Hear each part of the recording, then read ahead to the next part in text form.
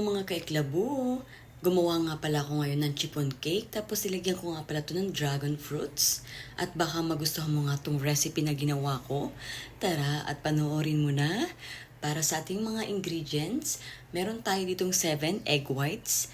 At nilagyan ko rin ito ng 1/2 teaspoon na cream of tartar.